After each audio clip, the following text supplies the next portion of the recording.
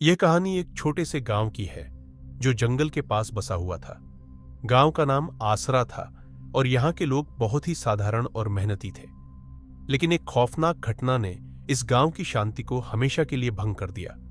यह घटना करीब 25 साल पहले की है, जब गांव में एक नई लड़की आई थी। उसका नाम था चांदनी और वह किसी बड़े शहर से आई थी। चांदनी का व्यवहार अजीब था। वह बहुत कम बोलती थी और अक्सर अजनबी सी लगती थी।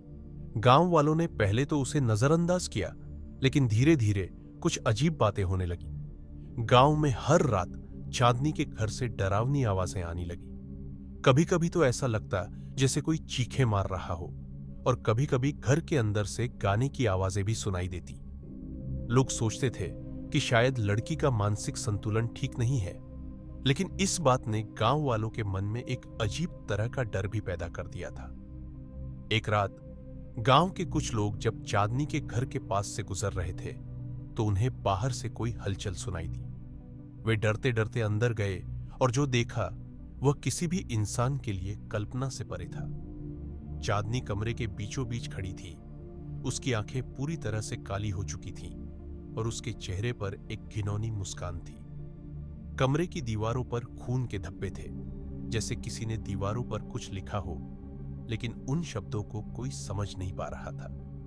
गांव वालों ने अगले ही दिन चांदनी को गांव से निकाल दिया, लेकिन उसके बाद से उस घर में और उसके आसपास अजीब घटनाएं घटने लगी। कभी वहां पर कोई खड़ी दिखती, कभी डरावनी आवाजें आती।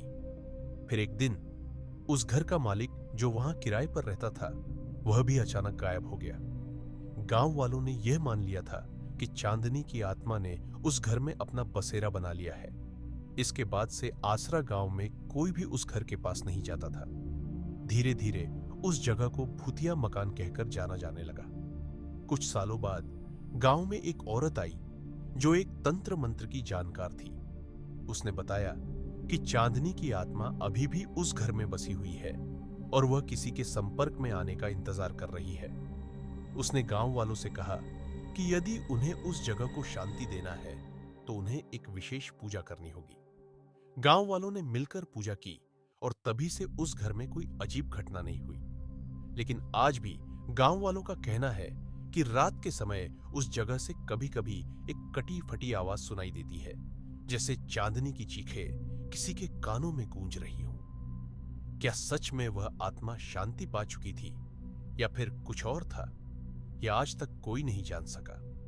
लेकिन आसरा गांव के लोग अब भी उस घर के पास जाने से डरते हैं और वे कभी नहीं भूलते उस रात की डरावनी कहानी को।